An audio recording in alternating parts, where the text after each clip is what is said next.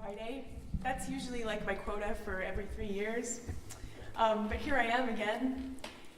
So I don't have a long talk for you today. I just have a bit of a reflection on a couple of things that have gone on in the last week or so. And really I have a question really to finish, whether we answer it together or we just go away and think about it. I don't know, but I definitely don't have the answer. So just to manage your expectations, that's the plan.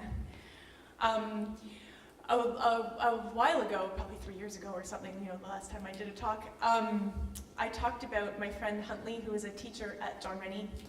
I feel like I have my sort of back to you, Tom, or my half back. He comes in the summer and does stuff with the leaders at camp and talks to them and does different things. And one of the things I learned from him the first year that he did it, he talked about,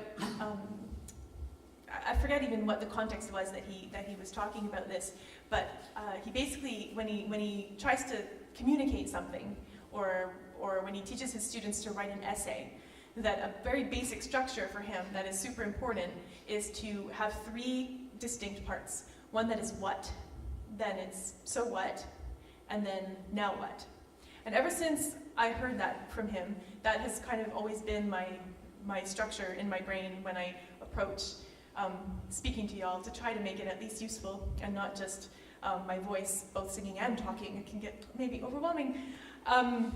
So try to have a real track, except today I kind of want to start with the so what, and then the what, and then the now what. So I'm changing the order a little bit. So I'm starting with the so what first. It was my birthday last week. You may or may not know that. Most of you probably knew that. It was a good birthday. April was a really, really weird month. And there was a lot of craziness happening in April. But there were some good things too. And my birthday was one of them. And I had my first birthday as a homeroom teacher at school, which is really cool. As a specialist, previous to this year, I've always worked as a specialist in schools. I've always been a music specialist. So you see all the kids and you kind of know everybody a little bit.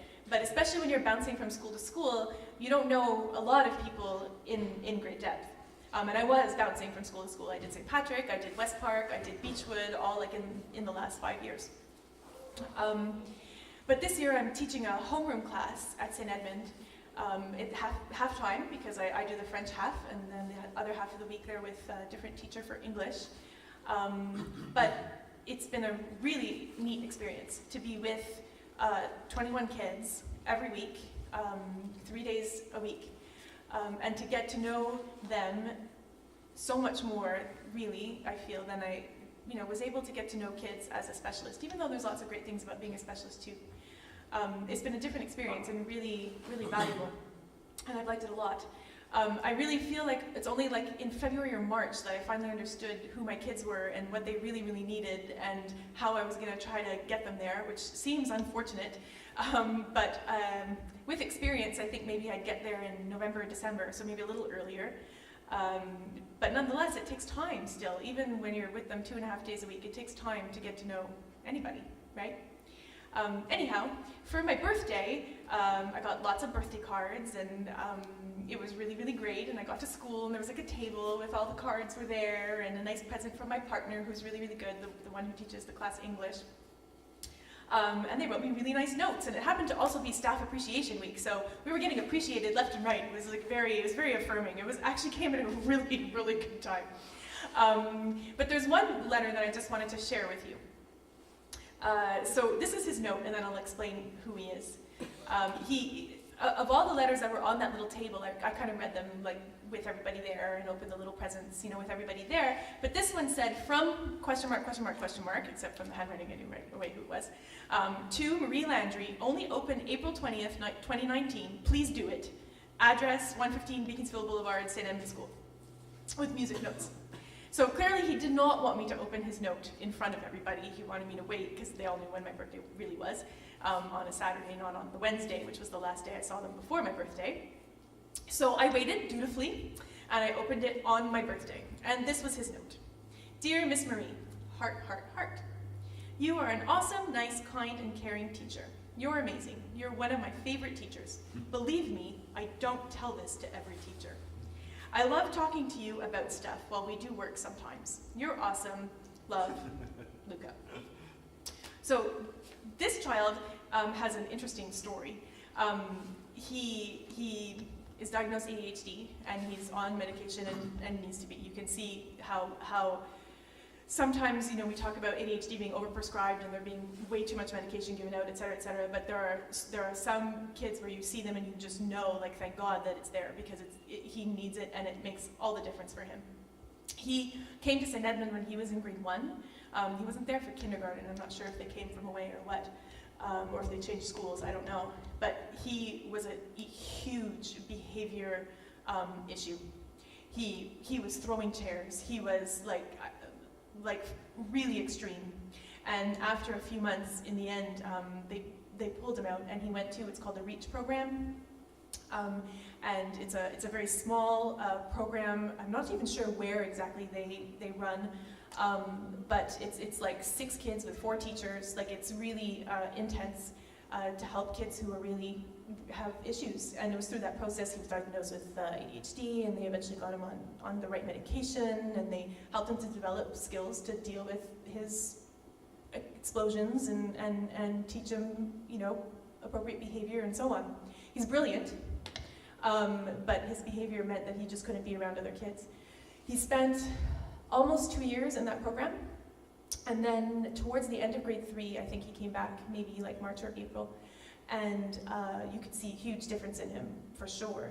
And then he was there obviously last year in grade 4, and now this year in grade 5, which is the grade that I have. And it's been amazing to just see this year, being with him and knowing where he came from, to see that journey that he's been on. It's just been enormous. And I'm like a small part on the tail end of that, but I feel really grateful to be a part of it. And to get a note like that from him, it's not because I need to be told I'm amazing, but what it represents is him being able to express an emotion, because it's very hard for him.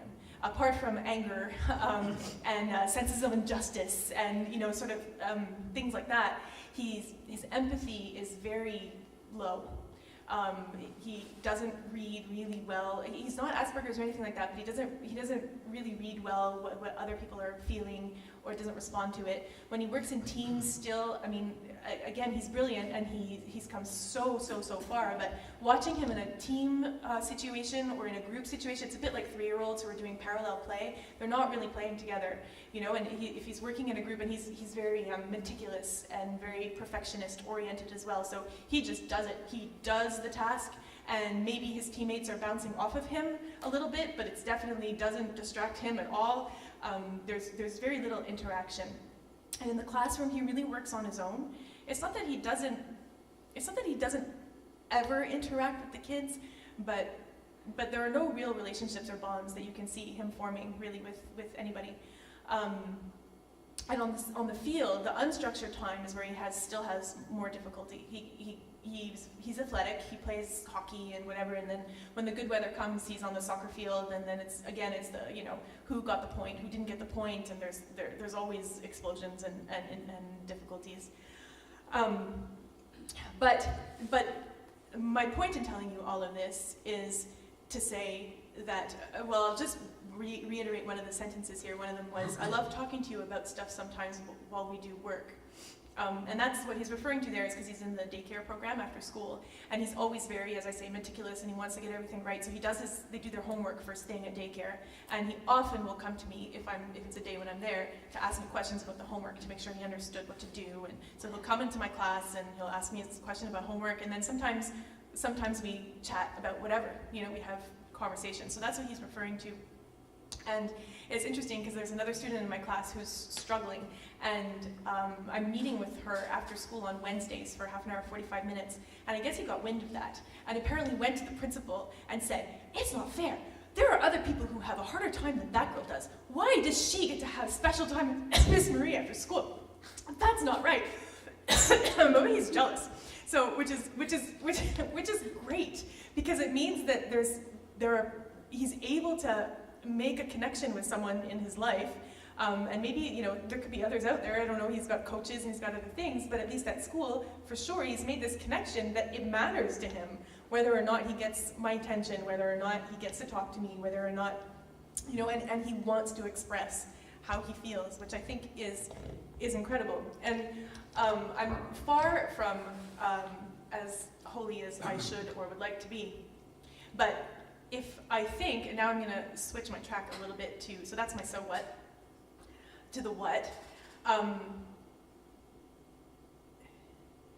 Making those spaces and building those connections with people in our lives, to me, that's feeding the sheep.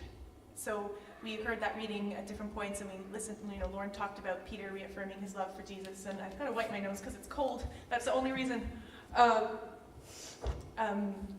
And I talked about it on Good Friday morning too. Some of you were there, so I can say that. Making those spaces where people feel seen and feel heard, to me, that's the work of feeding the sheep. So that's the so what. So what's the what? So my second story, and I only have two, I promise. My second story is that this Thursday, past Thursday rather, evening, at our house we had Richard and Bethany, as well as Ryan and Chantal Cook, who Ryan is the new minister at Christ Church in Beaurepaire since September. And Richard has had a couple conversations with Ryan and, you know, kind of like being our kind of representative of St. Mary's. Ryan actually had come over to our place one morning a few weeks ago just to talk to Lauren and, you know, and kind of hear from him insights about the diocese, I guess, and kind of the West Island and churches and so on. I just decided it would be a good idea to get together and talk and find out more about each other and so on. And so we did that. So they came over, and it was a really nice evening. As always, when you're meeting people for the first time, there was, you know, awkwardness and slow start to the conversation and whatever, but we're grown-ups, and so we know how to do it, and we had Bethany there who talks a lot, and Lauren there who talks a lot, and me there who talks a lot, and Richard there who's very good. So it was okay, and we had lots of good conversation, and by the time we'd had some wine and some conversation and some food, we were into talking about, you know, kind of the stuff that matters, I guess you could say, in shorthand. And we were talking about a lot of different things, and one of the thoughts is, as parishes on the West Island, if we don't want to merge and we don't want to close, can we nonetheless collaborate and build each other up in ways that are significant? And I want to just make that really clear, because I'm worried that if people start hearing that we're having discussions with Ryan Cook from Beaurepaire, that everyone's going to be like, oh, see, they're merging after all, and blah, blah, blah, and whatever. They're in this very similar position to where we are, by the way. They are not that much better off. Tom already knew that. I think he made his chart about who's got what money, and they're not better off really than we are. In fact, they can't really even afford having the priest that they have, but that's another story. But the idea is that we talk together and get to know each other and say, how could we work together to build a West Island church network, as opposed to as individuals, a bit like what I was saying before. I just thought of this now about my friend Luca and being on a team, and basically he's just parallel play, right? And that's what we're doing on the West Island. We're doing parallel play. That's a good thought. I'm glad that one came up. I hadn't planned that one. But that is what we're doing. We have all these parishes, and we're close, but we're not close. And there's certainly plenty of people to go around, and yet we're all kind of struggling in the exact same ways, really. But we're not working together. So part of the point of getting together was to start talking about how we might be able to do that. And just as an extra aside, we have another get-together planned in May, and maybe bring in Michelle Eason and Lauren Eason, who are at St. Michael's and St. John the Baptist, and kind of talk to them too, because they've both expressed, like, we'd love to know what to do, but we don't know what the to-do is. And so we're just gonna have to work together and try to figure that out. Towards the end of the evening, now Ryan has a Pentecostal background. He was born and raised Pentecostal, and then I don't know why he switched to Anglican, and we didn't get that far yet, but that's his background. I don't know why I say that, I just do. But by the end of the evening, and as I say, wine and discussion and food, it came around to talking about, like, what are we really supposed to be doing? You know, I mean, we didn't say it this way, but what does it mean to feed the sheep? Like, what's our goal? Because if you're going to figure out what you want to do, you have to have a goal. And have it clear for everybody. And, you know, they were saying the right things, that ultimately it's the gospel, and it's the story of Jesus and who he was and his message and what he's supposed to be for us, and how we are supposed to be for him, and being in relationship, and that telling that story is ultimately, you know, in however way we tell it, is ultimately, that's the goal. That's what we're trying to communicate, it's what we're trying to live and trying to offer to people. But the question that I'm left with is, well, as it is for so many, is, but how do you do that? So that, because to me that is the what, right? That's the what of what we're really supposed to be doing. We're supposed to be feeding the sheep. And that means being in community, and it means also reaching out beyond our own community. So how do you do that?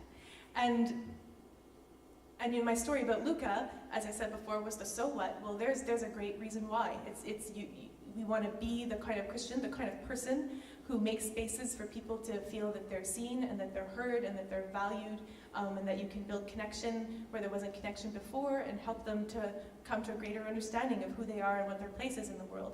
But the bridge between that and telling the story of Jesus and the gospel, that's what I don't know. That's where my question gets left. I don't know how the bridge really gets made. And that's the now what, right? That's the so what do we do with all of that? We know what we're supposed to do. We know why we're supposed to do it. And we could all give examples. I gave an example today, but you all could give examples without any difficulty, I'm sure. But the now what is the question that I feel left with. So it's kind of unsatisfying as the end of a kind of a talk, because I haven't feel like I've answered anything at all. But maybe at least if we ask the really focused question, we have a greater chance of getting to some type of answer.